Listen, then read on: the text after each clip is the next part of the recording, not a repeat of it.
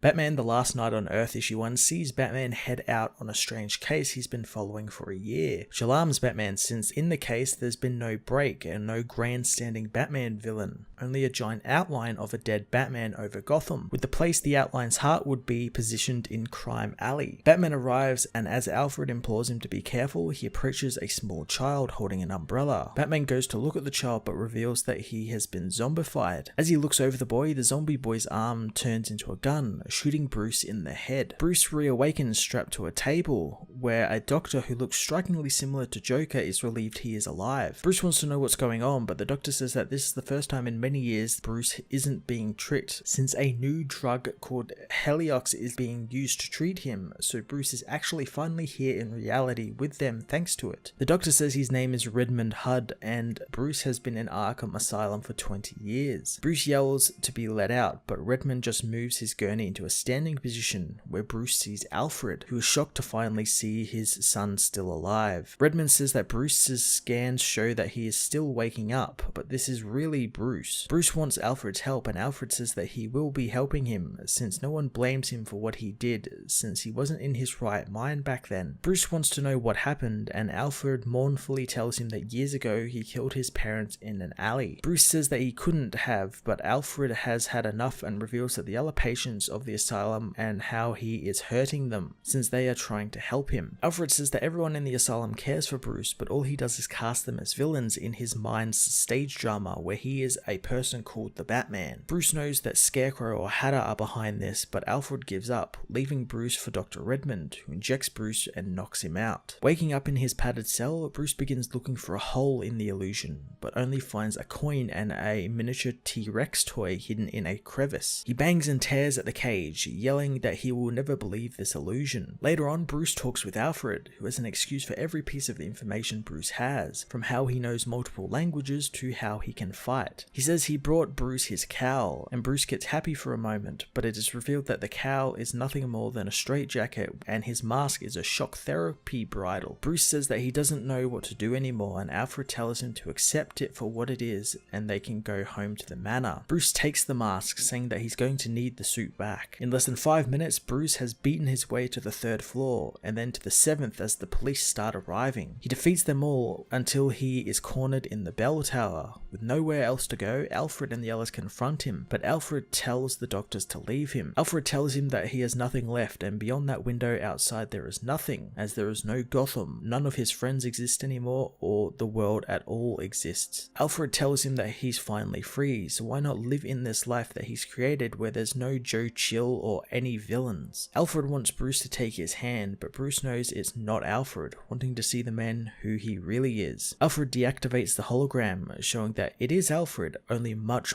older than he really is in the hologram. Alfred says that Bruce woke up before this was all finished, 2 years too early in fact, so Toyman wasn't able to finish the city or manor for Bruce to return to, filled with robots to make him think that he was living a real life. Bruce tells Alfred to come with him, but he cannot. But when he goes, he should take something to remember them by, like the penny. Bruce wants to know why he feels young and strong, but Alfred knows he won't like the answer, so he asks his old friend for one final favor, for a hug from the boy he loves. Crawling from the sand dunes, Batman returns to the real world, which is now a wasteland. Close by, he finds a jar hanging on a pole, and upon closer investigation, it is revealed to be the Joker's head in a jar. The head springs to life, happy to see his old nemesis is still alive and that he came back for him. Batman asks who did this to Joker, but he cannot remember, but he wants Batman to take him with him and he will try and tell him everything. As the Speed Force storms rage above, Batman and Noggin head out into the desert.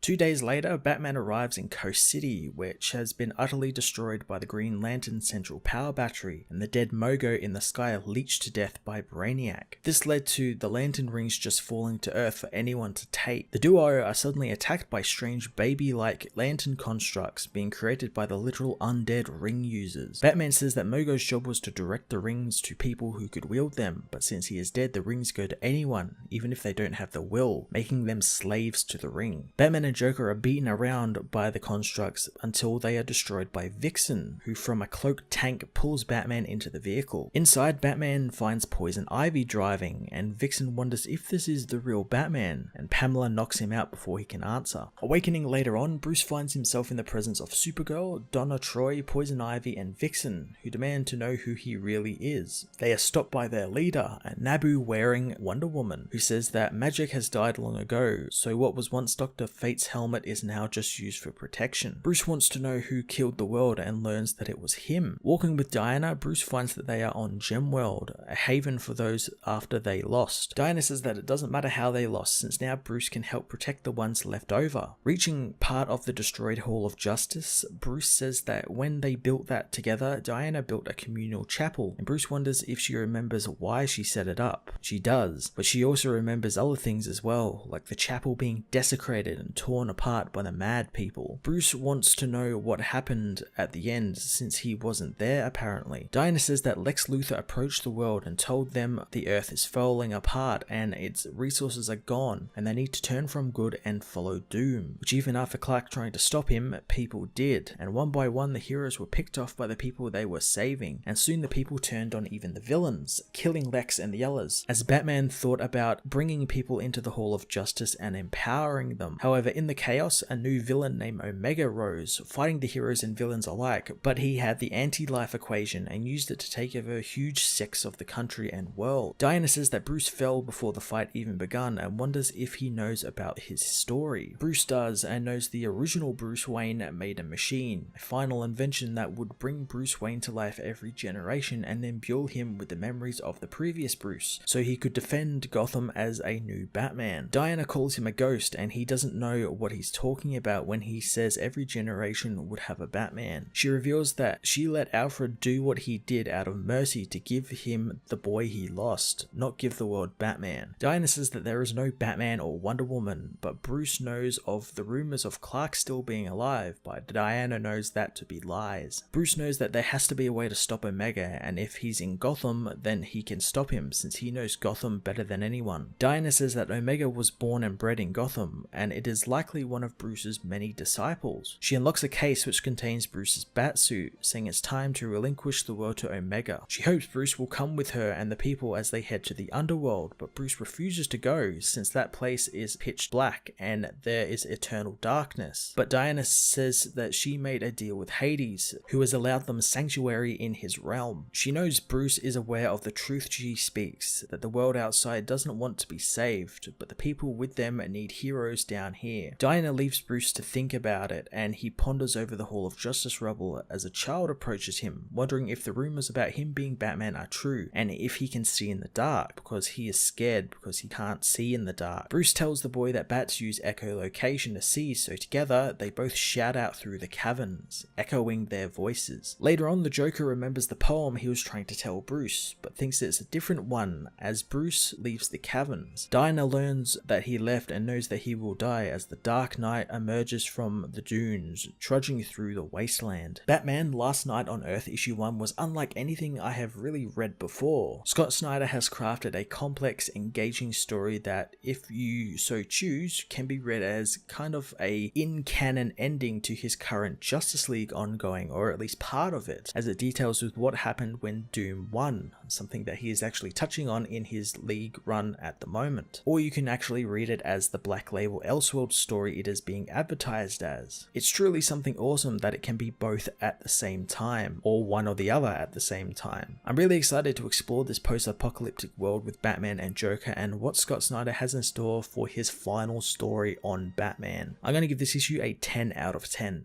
Hey everyone, thanks for watching my newest video. If you enjoyed it, you might also like to check out my other reviews here on my channel. You can also follow me on various social media platforms like Twitter by searching Matt_FOS, or even join the Comic Multiverse Discord server and chat with other comic book fans, including myself and Joel from Cape Joel. Want cheap comics and trades? Head over to the book depository with the link in the description to get the cheapest trades and comics around, along with free shipping anywhere in the world. Until next time, this has been Matt of the Fortress of Solitude. Thank you so much for watching.